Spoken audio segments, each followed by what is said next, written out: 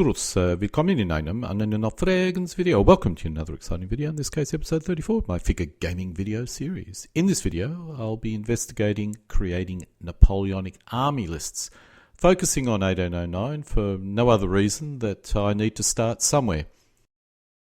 When I first came back into Napoleonic figure gaming many years ago, my first objective was to find an army list which I could use to build up some new armies. With Ancients, it's simple. You pick up a copy of the DBMM army list books, select an army, and purchase figures based on the min-max figure totals listed. Probably 400 points, probably optimum army that you should target. However, what do you do with Napoleonics? I first tried to use an old WRG army list book, but the more I studied it, the more I reasoned it had errors, and each list attempted to cover a period of time which was unreasonable. The Prussian list allowed you, in theory, to create an 1806 and an 1815 Prussian force mix using similar troop types, which is not really very accurate and not very viable. Then I attempted to use an army list from the Garde de Corps rules, which is shown here for the Austrians. I quickly noticed a number of errors, which were not really errors, but instead an attempt to force the army list into the scale of the rules. The basic principle here was to show you the total army by period. So in 1805 you could field 20 units of Grens, each consisting of 12 figures. The only issue with this is accuracy, and this still does not allow me to know what I need to buy for a typical game. What I thought I had was dividing these numbers by some reasonable multiple. That would give me possibly a force mix. This is viable, but if fielding corps, the corps were different from each other in some cases. Cavalry in reserve cavalry corps, Grens in advance guard corps, etc. Then I thought I would use a TO&E, starting with the typical structure of each nationality's armies. This shows a typical standard corps in 1805, although in 1805 corps differed a great deal. At least this gave me something I could work with. Now I needed to know what type of scale I needed.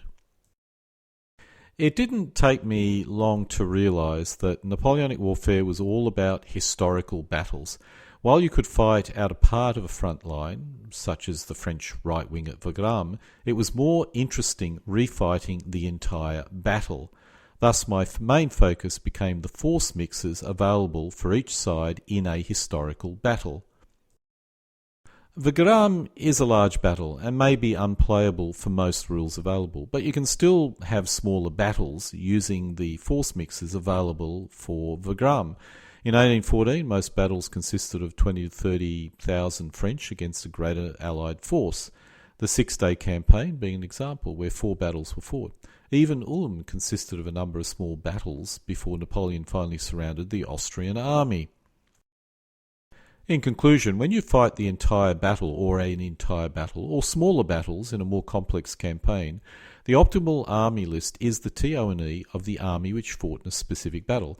Quick note, I'm not saying ad hoc games are not viable, but I'm saying that even for ad hoc games you should consider basing them on the actual TO&E of a historical period, battle or whatever, rather than using the army lists that are available at the present moment. If you're using a set of rules which fields battalions, then you can select a corps from one of the battles, or the TO&Es. In this case, the 2nd Corps, Austrian 2nd Corps at Wagram, and that becomes your army list. This force mix is about 25,000 men, which means you're probably fielding about 120 elements if you're using, let's say, WRG. This is large, but the number of units are about 30 per side, which is a reasonable force mix for a long one-day game. Now you'll notice in this case there is almost no cavalry, only 1 unit of light cavalry. However, if you're fighting at this scale, that is what you have to deal with.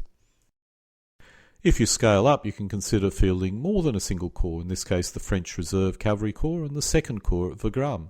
Your units would probably be infantry regiment sized in this case.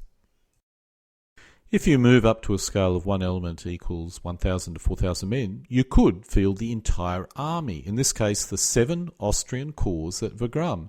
If you convert this into figures, you have your historically accurate army list.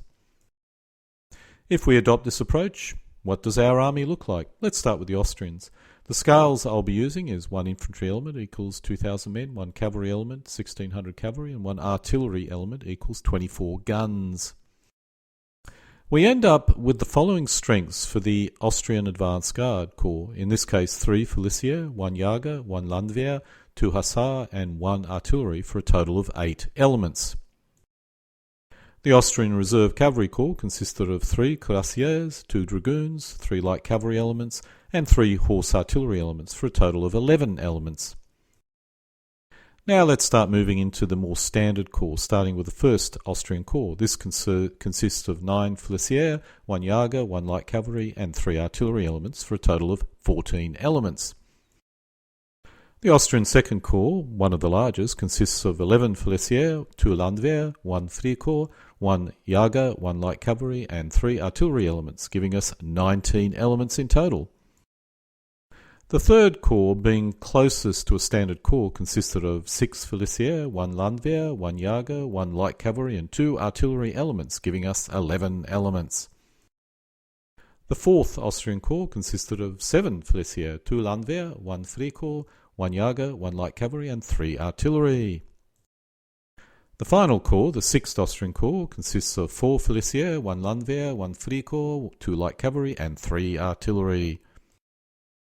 Now, if you wanted to also include the Austrian Army of Italy, we have 2 corps-size formations. We could add to this. These failed to get to the battle in time, but if the roads were not so muddy, then, well, they may well have. For those interested in the French force mix, we have 9 corps-size formations which fought in that battle. The interesting point is the 3rd Corps consisted of 26 elements, while the 11th Corps only consisted of 5 elements. For those who knew the battle or know about the battle, some of the corps troops were not available at the actual battle, such as the Bavarians of the 5th Corps. But if the battle went on for a 3rd day, they would have been present and available for combat. At this scale, the numbers of elements are too great to reproduce the entire battle, unless you have a very large playing area and more than one day to play. However, refighting 4 to 6 corps conflicts become reasonable depending on the rules. For rules such as BBNB, which typically like using a scale of 1,000 men per element, just modify the scale accordingly to give you a reasonable game. The other factor to consider is a force mix of more than 48 units becomes too large for a single day gaming. Using Napoleonic War or Grosse Schlachten, I can refight Wagram within 3 hours using 71 elements per side, organised into 32 units per side using movement trays. I found with movement trays I could even consider larger force mixes for 4-hour games, but the key point is you should never have more than 48 units per side if you wish to have a game which can easily be completed within a day. This tells you the number of figures you need to consider for your game. As for where to get your orders of battle, the Nafzeiger collection is a very good source indeed, and it's free and you can download it from the internet. If you do not wish to go through the effort of researching a force mix or feel that is too limiting and may make it difficult to cover other periods, another solution is to use the DBN 12-point system. Based on my experience with DBM, I started creating standard corps of 12 elements, which consists of 9 infantry, 1 to 2 cavalry and 1 to 2 artillery. Sometimes I also included 2 skirmish elements. The infantry is primarily line infantry, but one element would be grenadiers or guards and 1 light infantry, in this case Russian Jager. If fielding 1813 to 15 Prussians, half the line infantry would be Landwehr. Multiply these numbers by 4, minimum size, to 6, maximum, and we have our army. That is the figures you need to purchase to create an army that'll pretty much cover everything that you need it to cover. Of course, depending on the nationality, one of the corps would probably be a cavalry corps consisting of 12 elements of heavy cavalry, or this could be a 7th corps. This force mix totals 72 elements, or 84 if you go with a 7th corps with those specialty troops. While this is a rather large force mix, it generally covers most of my requirements, although as I do occasionally use rules which require skirmishes, I do create a dozen of these for these types of rules, in addition to this. If this system is too limiting or complex, another solution is to use the good old-fashioned gut feel method. This is only my personal preference, but what I've found is, irrespective of the army you select, I purchase 192 line infantry, 24 light infantry, 12 to 24 guard grenadier infantry, 12 to 16 artillery, 4 to 8 cuirassiers, 4 to 8 dragoons, 12 to 24 light cavalry, and 6 command bases worth of figures. normally 13 figures in total.